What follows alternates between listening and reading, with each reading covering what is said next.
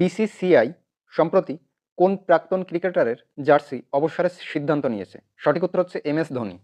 সম্প্রতি কে miss India USA 2023 খেতাব জিতেছেন? সঠিক উত্তর হচ্ছে রিজুল মাইনি। প্রতিরক্ষা মন্ত্রণালয় কার সাথে ইলেকট্রনিক্স ফিউজ ক্রয়ের জন্য একটি চুক্তি স্বাক্ষর করেছে? সঠিক উত্তর হচ্ছে ভারত ইলেকট্রনিক্স লিমিটেড। সম্প্রতি বিষ্ণুদেও সাই ভারতের কোন রাজ্যের নয়া মুখ্যমন্ত্রী হিসাবে নির্বাচিত হলেন? সঠিক উত্তর হচ্ছে ছত্তিশগড়। সম্প্রতি রাজস্থানের নতুন মুখ্যমন্ত্রী হিসাবে কে শপথ নিলেন? সঠিক উত্তর হচ্ছে ভজনলাল শর্মা। কোন প্রতিষ্ঠান ভারতে বায়ু দূষণ সংকট মোকাবেলায় একটি কর্মসূচি লঞ্চ করেছে? সঠিক উত্তর হচ্ছে বিশ্বব্যাংক।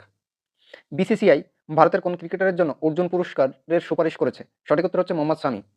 টি-20 ক্রিকেটে ভারতের দ্রুততম ব্যাটসম্যান হিসাবে 2000 রান পূরণ করলেন কে? সঠিক উত্তর হচ্ছে সূর্যকুমার যাদব।